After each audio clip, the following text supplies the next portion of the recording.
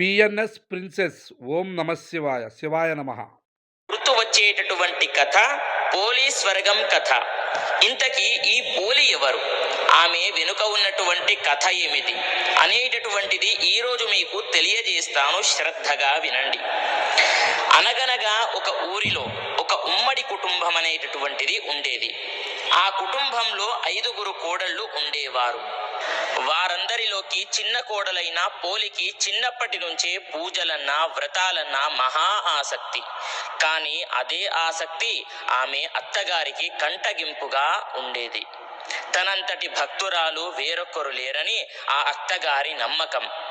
ఆచారాలన్నీ పాటించే హక్కు ఆమెకే ఉందని ఆమె అహంభావం. అందుకే కార్తీక మాసం రాగానే చిన్న కోడలిని కాదని మిగతా కోడళ్లను తీసుకొని నదీ స్నానానికి వెళ్ళేది. అక్కడ తన కోడళ్లతో కలిసి చక్కగా నదీ స్నానం చేసి దీపాలను వెలిగించేది.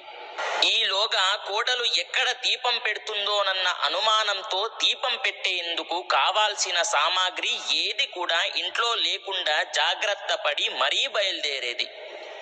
కార్తీక మాసంలో పోలి దీపం పెట్టకుండా ఉండేందుకు అత్తగారు చేసినటువంటి ప్రయత్నాలు సాగనే లేదు. పెరట్లో ఉన్న పత్తి చెట్టు నుంచి కాసింత పత్తిని తీసుకొని దానితో వత్తిని చేసేది పోలి. దానికి కవ్వానికి ఉన్న వెన్నని రాసి దీపాన్ని వెలిగించేది. ఆ దీపం కూడా ఎవరికి కూడా కనిపించకుండా ఉండేందుకు దాని మీద బుట్టని బుర్లించేది. ఇలా కార్తీక మాసమంతా నిర్విఘ్నంగా దీపాలను వెలిగించేది. చివరికి అమావాస్య రోజు రానే వచ్చింది. కార్తీక మాసం చివరి రోజు కాబట్టి ఆ రోజు కూడా నదీ స్నానం చేసి ఘనంగా కార్తీక దీపాలను వదిలేందుకు అత్తగారు బయలుదేరింది. వెళుతూ పోలి ఆ రోజు కూడా దీపాలను పెట్టే తీరిక లేకుండా ఉండడానికి విపరీతమైనటువంటి పనులు అప్పగించి వెళ్ళింది. కానీ పోలి ఏం చేస్తుంది, ఎప్పటిలాగే చకచక ఇంటి పనులన్నీ కూడా చేసుకొని దీపాన్ని వెలిగించింది. ఎన్ని అవాంతరాలు వచ్చినా, ఎంత కష్టసాధ్యమైనా కూడా ధర్మాచరణ చేసినటువంటి పోలిని చూసి దేవదూతలకు ముచ్చటేసింది. వెంటనే ఆమెను బొందితో స్వర్గానికి తీసుకువెళ్లేందుకు సిద్ధమయ్యారు. కాబట్టి పోలి ఎంతో సంతోషించి వాళ్లతోని వెళ్తుంది. కాబట్టి అదే సమయంలో అత్తాకోడలందరూ కూడా వస్తూ ఉన్నారు. కార్తీక దీపం వెలిగించుకొని వస్తూ ఉన్నప్పుడు వాళ్ళని చూశారు. అప్పుడు చూడగానే ఎంతో ఆశ్చర్యపోయారు.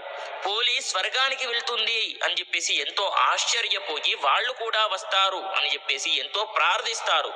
కానీ దేవదూతలు ఆ యొక్క స్వర్గానికి ఎవరికి అర్హత ఉంటుంది అని అంటే, ఎవరైతే నిష్కల్మషమైనటువంటి మనస్సుతో ఎవరైతే కార్తీక దీపాన్ని వెలిగిస్తారో వాళ్ళకి మాత్రమే అర్హత ఉంటుంది అని చెప్పేసి బదులు చెప్తారు.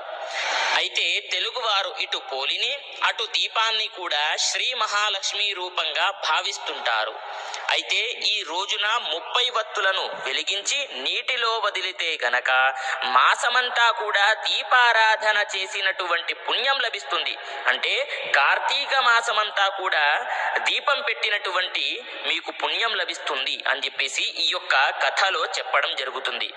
అదే విధంగా మర్నాడు అంటే ఎప్పుడు వెలిగించాలి అని అంటే, వచ్చేటటువంటి మార్గశిర మాసము అమావాస్య తర్వాత వచ్చేటటువంటి మార్గశిర పాడ్యమి రోజున ఈ యొక్క 30 దీపాలను వెలిగించాలి అనేటటువంటిది ప్రతి ఒక్కరికి కూడా తెలియజేస్తూ ఇది పోలి స్వర్గం వివరం.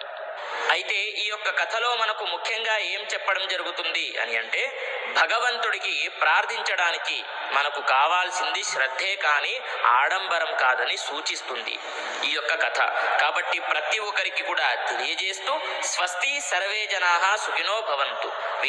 కార్తీక మాస దీపాలు కార్తీక మాసం నెలలు తానం చేసిన తర్వాత ఇక్కడ ఊరి చివరి గుడి కాడికి వచ్చి గంగా కృష్ణా నదిలో ఇలా దీపాలు వదులుతున్నారు. అది చాలా అద్భుతం అన్నమాట. ఎవరైతే నెలలు తానం చేస్తారో వాళ్ళు మాత్రం ఈ దీపాలు వదులుతారు.